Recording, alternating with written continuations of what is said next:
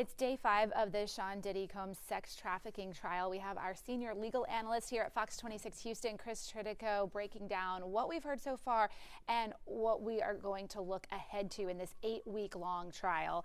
So, Chris, the defense is continuing to cross-examine Cassie Ventura, Combs' ex-girlfriend. They are taking an unusual tactic here with the text messages between the two of them. It shows that there was a lot of open communication between Combs and Ventura over the years. Absolutely. And what they're doing, which I think is a very, very solid approach, is the lawyer who's cross-examining her is reading Sean's portion of the text and then making her read back her answer or her portion of the text. It's very effective cross-examination because it puts her in the moment and her reading back what she said. And so the jury is hearing her words from her live, if you will. And I think it's very effective because it's her, instead of a lawyer dry reading, they're hearing her words from her. I think it's very effective, especially these texts that she doesn't want to own up to. She's got to read them, and the jury's hearing her say her words. I think it's extremely effective. Now, these texts show her admitting, it seems like, that she enjoyed this lifestyle, that she was a willing participant in this lifestyle, even though during her previous testimony, she said that she felt forced into this because she was under his control and that he was violent.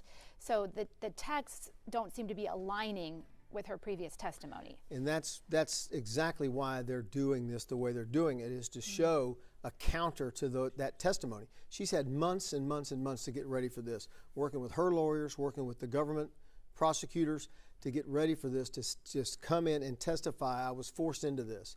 And that's why these text messages are so important, so vitally important to the defense, to show you weren't forced into anything. You liked this, you were a willing participant, and these text messages show that. And that's why they're making her read them. But she also said, there's a lot more to this, is what I think her direct words were to the defense attorney. Like, well, there's a lot more to it. And I think that some jurors might think that still she was not. How could somebody, especially seeing somebody pregnant, like that maternal, image of her on the stand, you're still thinking, how could she have been willing? Well, and that's what we're going to have to have. The defense is going to have to come back with that at some point later. But they know that she's married to somebody else, and it's been years, and so they'll deal with that later. But when she says there's a lot more to that, the defense should be coming back with, well, let's talk about that. Let's talk about that. Let's look at these texts. This is the sum total of your relationship with Sean Combs. You said right here, read it. I like the FOS. That's freak-offs, right? You just keep pounding her with that and making her read those back. Yeah. So let's talk a little bit about what's ahead in the trial now. We don't know who they're calling next to the stand, but we imagine we will hear from more of these male escorts. We will hear from some of Sean Combs' staff. There has been some discrepancy in her testimony about how much did the staff know. And is that going to be really key to these charges? So I don't know, we don't know what the government's plan is, but I would imagine that we're going to hear from more escorts, and I would imagine that we would have to hear from his staff about the planning and the execution of bringing these escorts in. How did they get them? How did they find them? How did they hire them? And who brought them in?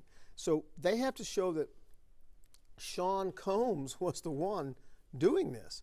And so the staff, I would think, is critical to proving that Sean Combs was the one directing this.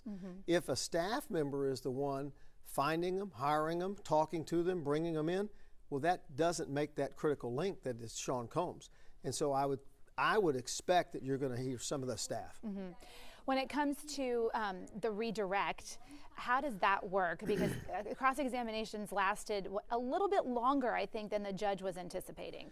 Well, so what we know now is there was an agreement that by the government and the defense that she would be done by Friday, by today. And then the defense started delaying, planning on calling her back next week, and that's when the judge put his foot down because of her pregnancy. redirect and recross is in federal court is limited to what happened preceding. So after the first direct and the first cross, now redirect is limited to what the defense did in cross.